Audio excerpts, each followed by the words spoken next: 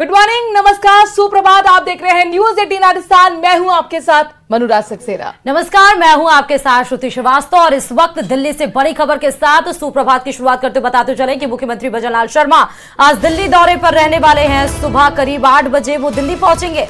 राष्ट्रीय राजमार्ग की समीक्षा बैठक में वो हिस्सा लेंगे। इस वक्त की बड़ी खबर अपने दर्शकों को बता रहे हैं। मुख्यमंत्री के आज के कार्यक्रम की जानकारी जरा ले लीजिए। मुख्यमंत्री आज दिल्ली के दौरे पर रहने वाले हैं और दिल्ली दौरे पर राष्ट्रीय राजमार्ग की समीक्षा बैठक में हिस्सा लेंगे। सुबह करीब 8 बजे बताया जा रहा है दिल्ली पहुंच जाएंगे और वहां पर एनएच से जुड़ी हुई समीक्षा बैठक जिसमें हिस्सा लेते हुए मुख्यमंत्री भजनलाल शर्मा नजर आएंगे। ताबड़तोड़ यहां पर नेशनल हाईवे बनाए जा रहे हैं और ये एक बड़ी उपलब्धि नितिन गडकरी के नाम रही है। इसका प्रचार प्रसार भी आपने देखा था, लगातार रैलियों में लोकसभा के दौरान भी हुआ और किस तरीके से नेशनल हाईवेज और रफ्तार के साथ राजस्थान में बनाया जाए, जो काफी हद तक प्रोजेक्ट चर्चा में है। उसी को लेकर समीक्षा और इसके लिए करोड़ों बजट भी पास हुआ है। इसको लेकर राष्ट्रीय राजमार्ग की समीक्षा बैठक भी लेंगे मुख्यमंत्री भजनलाल शर्मा। चलिए खबरों में आगे बढ़ते हैं। नागौर से बड़ी खबर ले रहे हैं, जहां पर आज नागौर में बीजेपी प्रदेश अध्यक्ष सीपी जोशी होंगे। बैठक लेने वाले सीपी जोशी बीजेपी पदाधिकारियों की और बीजेपी पदाधिकारियों की बैठक लेंगे सीपी जोशी। ये भी बताते चले खिवंसर उपचुनाव को लेकर ये अहम बैठक होनी है। बता दें कि राजस्थान में 5 जगह पर उपचुनाव होने हैं और खिवंसर उपचुनाव को लेकर ये समीक्षा बैठक लेने वाले हैं प्रदेश अध्यक्ष सीपी जोशी। नागौर के बीजेपी ऑफिस में दोपहर 1 बजे ये समीक्षा बैठक होगी। बीजेपी पदाधिकारियों की बैठक लेंगे। आज नागौर में बीजेपी प्रदेश अध्यक्ष सीपी जोशी बैठक लेने वाले हैं। खिवंसर उपचुनाव को लेकर ये अहम बैठक होगी और उसके पहले भी देखा गया कि कार्य समिति की जो बैठक हुई है उसमें भी जो नगर निकाय चुनाव होने वाले, जो पंचायत चुनाव होने वाले, जो उपचुनाव होने वाले हैं उसमें जिसमें 8000 कार्यकर्ता शामिल हुए थे, उनको भी बूस्ट किया गया था, उनको भी जो चुनाव मंत्र दिया गया था और अब इसको लेकर आगे बढ़ते हुए सीपी जोशी नजर आ रहे हैं। सीपी जोशी नागौर से बड़ी खबर है, जहां खिवंसर उपचुनाव को लेकर ये अधिकारियों की बैठक लेंगे और साथ ही यहाँ पर देखा जाएगा कि वो क्या कुछ बोलते हैं। इस बीच एक और बड़ी खबर जम्मू कश्मीर से आ रही है। कश्मीर के कुपवाड़ा में घुसपैठ की कोशिश नाकाम बताई गई है। केरन सेक्टर में सेना ने 3 आतंकियों को मार गिराया। घुसपैठ की कोशिश करते हुए मारे गए हैं 3 आतंकी। तो बड़ी खबर आपको बता रहे हैं इस समय जम्मू कश्मीर से बड़ी खबर कुपवाड़ा में। बता दें कि जो कोशिश की गई थी घुसने की वो फिलहाल फेल नजर आई है। 3 आतंकियों को हमारे सेना ने मार गिराया है। केरन सेक्टर में सेना को बड़ी कामयाबी हाथ लगी है। घुसपैठ करने की कोशिश की जा रही थी लेकिन उसी समय जैसे ही सेना को पता चला, क्योंकि सर्च अभियान भी तेजी से चल रहा है, और जैसे ही उनको भनक लगी वैसे ही उन्होंने सीधे निशाना लगाया और घुसपैठियों को मार गिराया। आतंकियों से हथियार भी बरामद हुए हैं। आपको बता दें कि कुपवाड़ा में अभी भी सेना का सर्च ऑपरेशन चल रहा है और इस बीच बड़ी सफलता सेना को मिली। 3 आतंकी जो घुसपैठ की कोशिश कर रहे थे उनकी कोशिश को नाकाम करते हुए आतंकियों को ढेर कर दिया गया। और अब बात अगली बड़ी खबर की, जो कि जयपुर से है, जहां पर एसीबी पहली बार अपना स्थापना दिवस मनाएगी और आज सुबह 11 बजे बिरला सभागार में यह कार्यक्रम आयोजित है। राज्यपाल सहित तमाम अफसर इस बड़े कार्यक्रम में मौजूद रहने वाले हैं। आज एसीबी के लिए खास दिन, क्योंकि एसीबी पहली बार ऐसा होगा कि अपना स्थापना दिवस मनाती हुई नजर आएगी। वक्त रखा गया है सुबह का 11 बजे, यानी 11 बजे बिरला सभागार में एक बड़ा कार्यक्रम है जिसमें राज्यपाल सहित तमाम अफसर भी मौजूद रहने वाले हैं। एसीबी ताबड़तोड़ एक्शन करप्शन के मामले में करती हुई नजर आई है और आज इसका स्थापना दिवस है। तो एंटी करप्शन ब्यूरो यानी एसीबी पहली बार स्थापना दिवस मनाएगी। बताया यह भी जा रहा है कि कलराज मिश्र आज इसमें मौजूद रहेंगे। पहली बार स्थापना दिवस एसीबी की, जिस तरह अगर राजस्थान की परिवेश में बात की जाए तो करप्शन के खिलाफ इनका मोर्चा खुला हुआ है। रोज आए दिन एसीबी कहीं ना कहीं उनको बड़ी कामयाबी मिलती हुई दिखाई पड़ती है और आज पहली बार स्थापना दिवस जो कि भव्य तरीके से मनाया जाएगा। और जरा विधानसभा की बात कर लेते हैं और आपको बताते हैं कि आज सदन में क्या कुछ होने वाला है। जयपुर से बड़ी खबर यही कि विधानसभा की कार्रवाई प्रश्नकाल के साथ आज शुरू होगी। बजट पर एक बार फिर वाद विवाद रहेगा। पर्ची के जरिए विधायक अब अपनी समस्या को उठा सकेंगे। तो विधानसभा की कार्यवाही प्रश्नकाल से शुरू होगी। बड़ी खबर आपको जयपुर से बता रहे हैं। बजट पर फिर से वाद विवाद होने के आसार नजर आ रहे हैं। विधानसभा की कार्यवाही हो सकता है कि बजट पर जब वाद विवाद किया जाए तो वहां पर भी हंगामा देखने को मिले। पर्ची के जरिए विधायक अपनी समस्याओं को उठा सकेंगे, ये बड़ी बात है। अब देखना होगा कि क्योंकि पिछली बार विधानसभा की कार्रवाई जब हुई थी तो वहां भी हंगामे के आसार चढ़े थे, एक दूसरे पर आरोप प्रत्यारोप प्रश्नकाल का दौर था। अब देखना है कि बजट पर जब चर्चा होगी तो उसमें विधायकों के द्वारा पर्ची के सहारे क्या कुछ प्रश्न पूछे जाते हैं और उसके जवाब में क्या कुछ निकल कर आता है। विपक्ष लगातार कड़े तेवर अपनाते हुए सरकार पर हमलावर है, चाहे वो कानून व्यवस्था हो, महिला अपराध हो, जिसको लेकर टीकाराम जूली भी सवाल करते हुए नजर आए थे। इसके साथ खनन माफिया का मुद्दा भी उठा था। कई मुद्दों के बीच में बजट को लेकर भी लगातार विपक्ष कह रहा है कि ऐसी कई घोषणाएं हैं जो पुरानी है, जिसको रिपीट करने का काम सरकार ने किया है। और अब प्रदेश में बारिश का दौर लगातार जारी है। सुबह टोंक में करीब 2 घंटे तेज बारिश हुई, उसके बाद वहां की सड़कें दरिया बन गई। दुकानों घरों में भी पानी घुस गया। बारिश के बाद पुराने टोंक शहर की गलियां, यहाँ पर पानी का तेज बहाव भी देखने को मिला है। ये बारिश तमाम लोगों के लिए मुसीबत भी बन रही है। शहर के काली पलटन इलाके में दुकानों और घरों में पानी घुस गया। यहाँ करीब 2 फीट पानी भरा हुआ है। तस्वीर आपके सामने, जहाँ पर ऐसा लग ही नहीं रहा है कि ये शहर का नजारा हो। आपको ऐसा लग रहा हो कि कोई नहर और झरना मानो पूरे शहर में उतर आया हो। लगातार बारिश हो रही है। टोंक की तस्वीर आपके सामने, 2 घंटे की झमाझम बारिश के बाद देखिए किस तरीके से सड़कें हैं वो दरिया बन गई हैं। यहाँ बाइक जो रखे हैं वो पानी में डूब गए हैं, जो सामान है दुकानों घरों से वो सड़क पर बह रहे हैं। वहीं बारिश के चलते धरियावद की कर्मोचनी नदी में पानी की भारी आवक हुई है, जिसके चलते धरियावद प्रतापगढ़ मार्ग का संपर्क टूट गया है।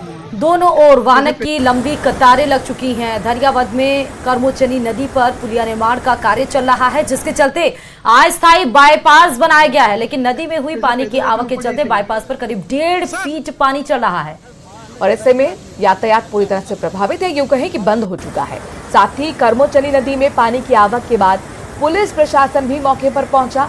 यातायात को डाइवर्ट कर पुलिया पर पूरी तरह से यातायात को अब बंद कर दिया गया। इसके साथ ही वहां पर पुलिस के जवान भी तैनात कर दिए गए ताकि किसी तरह की कोई अनहोनी ना हो। तस्वीर आपके सामने, ऐसा लग रहा है कि मानो पूरा झरना यहाँ पर बहता हुआ नजर आ रहा हो, लेकिन ये धरियावाद की सड़कें हैं जो पूरी तरह से पानी में लबालब हो गई हैं। पैदल यात्री ऊपर जा सके सर। और इधर एसआई भर्ती परीक्षा 2021 में पेपर लीक मामले में एसओजी लगातार कार्रवाई कर रही है।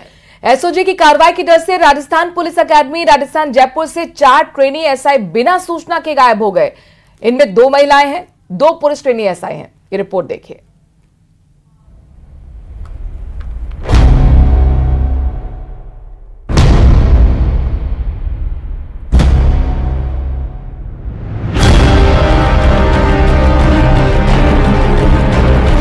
एसओजी का एक्शन, आरपीए में पकड़ा गया फर्जी ट्रेनी एसआई। 4 फर्जी ट्रेनी एसआई फरार, अब चढ़े एसओजी की रडार। एसआई पेपर लीक प्रकरण में एसओजी लगातार कार्रवाई कर रही है। इसी कड़ी में एसओजी की टीम ने शनिवार को राजस्थान पुलिस अकादमी में बड़ी कार्रवाई की और पुलिस ट्रेनिंग सेंटर में रेड मारी, जहां एसओजी ने एक ट्रेनी एसआई को धर लिया। राजस्थान पुलिस सब इंस्पेक्टर भर्ती परीक्षा पेपर लीक प्रकरण के मामले में एसओजी की कार्रवाई लगातार जारी है। इस मामले में एसओजी ने एक और ट्रेनी एसआई दिनेश कुमार को गिरफ्तार किया है, जो कि बाड़मेर का रहने वाला था और इस वक्त राजस्थान पुलिस अकादमी में ट्रेनिंग कर रहा था। जैसे ही एसओजी रेड की सूचना ट्रेनिंग सेंटर में फैली तो 4 ट्रेनी एसआई मौके से फरार हो गए। इनमें से 2 महिला और 2 पुलिस ट्रेनी एसआई थे। हालांकि एसओजी की टीम ने एक और ट्रेनी एसआई दिनेश कुमार को गिरफ्तार कर लिया। दिनेश कुमार बाड़मेर के धौरी मन्ना का रहने वाला है, जिसने जगदीश बिश्नोई गैंग से लीक पेपर खरीदकर पढ़ने के बाद एग्जाम दिया था। एसआई भर्ती पेपर लीक प्रकरण में एसओजी एक बार फिर से आरपी में पहुंची, लेकिन एसओजी के पहुंचने की भनक ने वहां पे मौजूद ट्रेनिंग कर रहे 4 ट्रेनी एसआई को वहां से भागने पर मजबूर कर दिया। जानकारी के मुताबिक ये सभी चारों आरोपी सीकर, जालोर और अन्य जगहों के रहने वाले थे। जब उनको लगा कि लंच के वक्त एसओजी की टीम कार्रवाई के लिए आरपी पहुंची है, तो ये चारों ट्रेनी एसआई वहां से भाग निकले, जिनको नामजद कर एसओजी अब तलाश में जुट गई है। आरपीए में मिले 5 फर्जी ट्रेनी एसआई। पहला, गोविंद कुमार निवासी बदरूना झाप सांचौर, एसआई एग्जाम 331 अंक, इंटरव्यू में 28, मेरिट में 39, सेंटर इसका जयपुर। दूसरा शंकर लाल, धौरी मन्ना, बाड़मेर का निवासी, एसआई एग्जाम में 313 अंक, इंटरव्यू में 28, मेरिट 144, सेंटर इसका जयपुर। एसओजी एग्जाम 108 अंक। तीसरा नाम प्रियंका कुमारी, निवासी देवड़ा जालौर, एसआई एग्जाम 321 अंक, इंटरव्यू में 21, मेरिट 132, सेंटर इसका जयपुर। एसओजी एग्जाम 116 अंक। चौथा नाम है मोनिका, निवासी दादिया सीकर, एसआई एग्जाम 345.5 अंक, इंटरव्यू में 15, merit 34, centre Ajmer. SOG exam 66 अंक। पांचवा नाम है दिनेश कुमार, निवासी धौरी मन्ना, बाड़मेर, एसआई एग्जाम में 314.67 अंक, इंटरव्यू में 29, merit 119, centre Ajmer. SOG exam में 149 अंक। दरअसल एसओजी की टीम पेपर लीक मामले में एक्टिव मोड में है। इसी कड़ी में एसओजी ने ट्रेनिंग सेंटर पर पहुंचकर ट्रेनी एसआई के एग्जाम लिए, जिसमें 5 ट्रेनी एसआई एसओजी के एग्जाम में सिर्फ पास हुए, जबकि एसआई भर्ती परीक्षा में उन्होंने अच्छे नंबर प्राप्त करने के साथ टॉप किया। यहां तक कि कुछ के नंबर सिर्फ पास होने की कगार पर रहे। एसओजी के एडीजी वीके सिंह का कहना है कि ये सभी लीक हुए पेपर को पढ़कर पास हुए। इस इनपुट के आधार पर एसओजी की टीम ने रेड मारी और वहां से एक फर्जी ट्रेनी एसआई को गिरफ्तार कर लिया। हालांकि 4 ट्रेनी एसआई को इसकी सूचना पहले मिल गई और वहां से फरार हो गए। फिलहाल एसओजी की टीम गोविंद कुमार निवासी सौंचार, शंकर लाल निवासी बाड़मेर, प्रियंका कुमारी निवासी जालौर और मोनिका निवासी सीकर की तलाश में जुटी है। बताया जा रहा है कि राजस्थान पुलिस अकादमी से गायब हुए चारों ट्रेनी एसआई राजस्थान पुलिस भर्ती परीक्षा में अच्छे नंबरों से पास हुए थे, लेकिन कुछ दिनों पहले जब एसओजी ने डेमो एग्जाम करवाया तो उसमें इन सभी चारों ट्रेनी एसआई के नंबर काफी कम थे। ऐसे में इनको संदिग्ध मानते हुए एसओजी चारों ट्रेनी एसआई से पूछताछ करना चाह रही थी, लेकिन जब एसओजी की टीम आरपी पहुंची तो उसके पहले ही ये चारों ट्रेनी एसआई वहां से गायब हो गए और अब उनकी तलाश एसओजी की टीम कर रही है। Bureau report, news 18 Rajasthan. और इधर बीकानेर में बदमाशों के हौसले बुलंद होते जा रहे हैं। शहर के गंगा शहर थाना क्षेत्र के पाबू चौक में दिन दहाड़े 3 युवकों द्वारा एक घर पर हमला किया गया। पूरी घटना घर के पास लगे सीसीटीवी में कैद हो गई। थानाधिकारी समरवीर सिंह ने बताया कि पाबू चौक निवासी पवन सोनी के घर पर 3 युवकों ने हमला किया। पहले 2 नकाबपोश युवकों ने पेट्रोल से दरवाजा जलाने की कोशिश की, लेकिन नाकाम रहे। बाद में एक अन्य साथी के साथ कुल्हाड़ी से दरवाजे और खिड़कियों पर वार किए गए। 2 मोटरसाइकिल पर सवार आए 3 में से एक युवक का चेहरा खुला था। घटना के समय परिवार शादी में गया हुआ था। पीछे से ही बदमाशों ने वारदात को अंजाम दिया। फिलहाल घटना का कारण स्पष्ट नहीं हुआ है। पुलिस ने केस दर्ज कर आरोपियों की तलाश शुरू कर दी है। तो ये पूरी वारदात दिन दहाड़े की गई है। यूपी के फतेहपुर से आया एक मामला बेहद ही सुर्खियों में बना हुआ है। यहां पर विकास नाम के शख्स का दावा है कि उसे सांप ने 7 बार काटा है, लेकिन 7 बार वो नर्सिंग होम में गया और ठीक भी हो गया। प्रशासन ने मामले की जांच बैठा दी है। अब ये भ्रम है या फिर मन का डर, ये तो जांच के बाद ही सामने आएगा।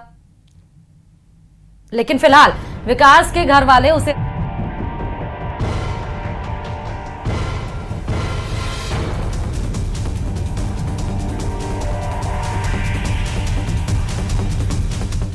बॉलीवुड फिल्मों में कई कहानियां ऐसी हैं जो नाग नागिन पर बनी हैं, जिसमें नागिन के बदले को पर्दे पर दिखाया गया।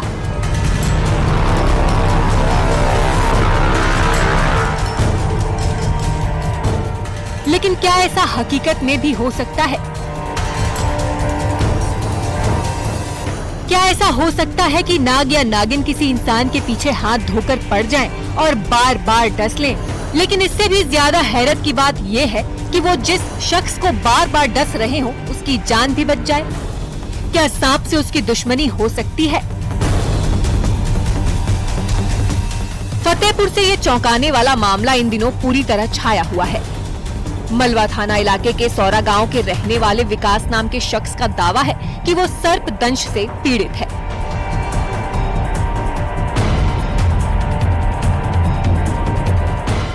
इतना ही नहीं, 40 दिनों में सांप ने उसे 7वीं बार डस लिया है। वो यहाँ तक का दावा करता है कि उसे सपने में सांप दिखता है और हर बार काटने से पहले उसे आभास हो जाता है कि सांप उस पर हमला करने वाला है। सांप ने उसे बताया कि वो उसे 9 बार काटेगा, जिसके बाद उसकी जान नहीं बच पाएगी। वो नर्सिंग होम में अपना इलाज करवाने जाता है और बार बार ठीक होकर भी आ जाता है। इतना ही नहीं, विकास को एक जगह सांप ने नहीं काटा है, वो जहाँ जहाँ सांप से बचने जाता है सांप उसका पीछा करते हुए उसे डस लेता है। अब इस दावे को लेकर कोई क्या कह सकता है? मेडिकल साइंस तो इस बात को नहीं मानता। ऐसे कई मामले सामने आते रहे हैं जिनको अंधविश्वास या इंसान के मन का डर बताया गया है। लोग भी विकास के दावों पर यकीन नहीं कर पा रहे हैं, लेकिन प्रश्न हर किसी के मन में उठ रहे हैं। सांप काट चुका है। 7 बार सांप काटा, कहाँ काटा था और कैसे कब काटा था? 2 जून को पहले काटा, फिर उसके बाद में हर शनिवार और रविवार काट रहा था। अभी लास्ट वीक में बृहस्पतिवार को काटा है। तो वैसा सुनने में आया कि सपने में आकर कुछ कह के गया था आपसे, कब क्या कहा था आपसे? सपने में आया था तीसरी बार में कि 9 बार काटे गए। 9वीं बार कोई तांत्रिक महात्मा डॉक्टर नहीं बचा पाए।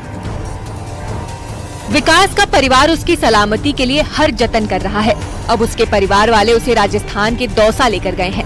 समस्या के समाधान के लिए कई जगह तांत्रिकों के चक्कर काटने के बाद अब पीड़ित विकास अपने परिवार और सगे संबंधियों के साथ दौसा के प्रसिद्ध तीर्थ आस्था धाम मेहंदीपुर बालाजी में आया है। अब बजरंग बली ही आखिरी उम्मीद बन गए हैं। परिवार को उम्मीद है कि सब ठीक हो जाएगा। इसके लिए बालाजी महाराज से प्रार्थना हो रही है। अगले शनिवार को तो काटेगा। कह के गया है वो? अगले शनिवार तो उसका दिन ही है। घटना जैसे होती है तो आपको कैसे एहसास कभी एहसास होता है कि भैया वैसे होने वाला है मेरे साथ? ऐसा क्या होता है? भाई आँख फड़कने लगती है और अंदर से पूरा डर जैसा सांप काट लेगा आज। अच्छा, 4-5 घंटे से पहले बता देते हैं। पहले आपको महसूस हो जाता है उस चीज के बारे में? तो कभी आता हुआ सांप नजर आता है कभी आपको? कभी 2-4 बार तो देखे हैं और 3 बार नहीं देखे। विकास के दावे के मुताबिक पहली बार उसे 2 जून की रात को सांप ने काटा। परिजन उसे एक प्राइवेट नर्सिंग होम में इलाज के लिए ले गए। 2 दिन भर्ती रहकर वो ठीक हो गया। इसके बाद विकास ने अतिरिक्त सावधानी बरती, लेकिन सांप के काटने का सिलसिला नहीं रुका। सांप से बचने के लिए उसने अपना घर भी छोड़ा, लेकिन सांप ने उसे फिर डस लिया। उसके शरीर में कई निशान भी हैं। विकास का दावा है कि ये सांप के काटने के निशान है। ऐसा ही मामला मध्य प्रदेश से भी सामने आया था। एक लड़का बार बार सांप के काटने की शिकायत कर रहा था, लेकिन इसकी असली वजह जब सामने आई तो सबके होश उड़ गए। वो लड़का अपने शरीर में पेन से सांप के काटने के निशान बनाता था। फतेहपुर के इस मामले को ऐसे ही जोड़कर देखा जा रहा है। बहुत ही अनयूजुअल सी स्टोरी लगती है। उसमें मुझे लगता नहीं फैक्ट है, फिक्शन ज्यादा लगता है कि ये पॉसिबल नहीं हो सकता कि कोई सांप एक ही व्यक्ति के पीछे बार बार पड़े। तो ये कहीं से भी हम रैशनली सोचे तो पॉसिबल नहीं है। यूजुअली इस तरह के केसेस में देखते हैं कि किसी न किसी तरीके का मानसिक रूप से दबाव होता है। इस तरह के लोगों पे उनके दिमाग में कुछ गलत धारणाएं होती हैं, या अंधविश्वास होता है, या कोई वहम होता है, जिसकी वजह से उनका दिमाग कुछ चीजों को इमेजिन करता है। पर फिर भी बेहतर ये रहेगा कि जैसे उसका इलाज चल रहा है वो इलाज चलता रहे और उसका मनोवैज्ञानिक रूप से विश्लेषण हो और समझा जाए कि वो क्या सोच रहा है। विकास के घर वाले भी हैरान हैं। उन्होंने तो प्रशासन से जांच की मांग की, जिसके बाद स्वास्थ्य विभाग ने संज्ञान लेते हुए 3 डॉक्टरों की एक कमेटी बना दी है। जांच के बाद साफ हो जाएगा कि आखिर मामला क्या चल रहा है। Bureau report, news 18। और अब बात भरतपुर से बड़ी खबर की कर लेते हैं, जहां नेशनल केलवा देव पार्क के होटल में आग लग गई है। 3 फायर ब्रिगेड की गाड़ियां मौके पर पहुंच चुकी हैं। होटल अशोक में रिसेप्शन पर यह आग लगी है। आग लगने का कारण शॉर्ट सर्किट बताया जा रहा है। होटल में रखा सारा रिकॉर्ड और फर्नीचर जलकर राख हो चुका है। 3 फायर ब्रिगेड की गाड़ियों ने हालांकि आग पर काबू पाया। तस्वीर आपके सामने है। होटल और लॉन्ज में बताया जा रहा है कि उस समय कोई पर्यटक रुका हुआ नहीं था, वरना भीषण हादसा के साथ यहां पर कई लोग की जान आफत में भी पड़ जाती। होटल एंड लॉन्ज में मौके पर फायर सेफ्टी के सिलेंडर वहां पर मौजूद नहीं थे। नगर निगम के आयुक्त भी मौके पर पहुंचे। फिलहाल आग पर काबू पा लिया गया है। कई लाख रुपए का नुकसान बताया जा रहा है। ओडिशा के ऐतिहासिक जगन्नाथपुरी में 46 साल बाद रत्न भंडार खोला गया और इस दौरान भारी सुरक्षा व्यवस्था भी दिखी। इसी पर देखिए एक खास रिपोर्ट।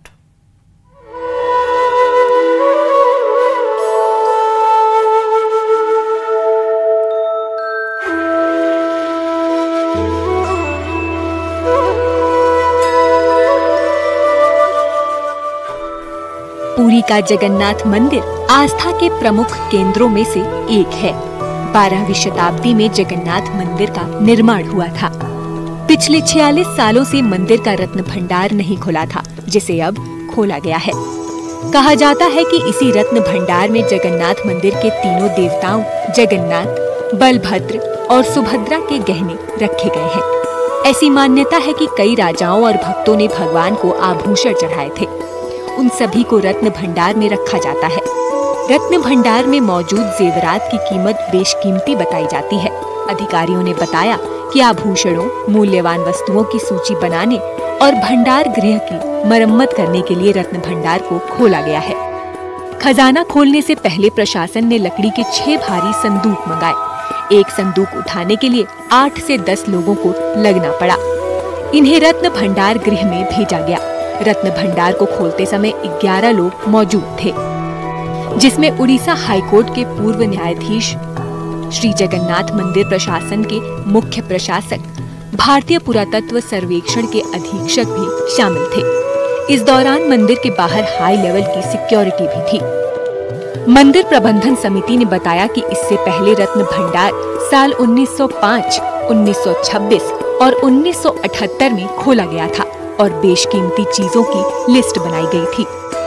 साल 1978 के बाद से मंदिर के पास कितनी संपत्ति आई है, इसका मूल्यांकन नहीं किया गया है। हाल ही में हुए विधानसभा और लोकसभा चुनाव में रत्न भंडार का भी मुद्दा उठा था। बीजेपी ने वादा किया था कि ओडिशा में सरकार बनती है तो खजाना खोला जाएगा। Bureau report, news 18।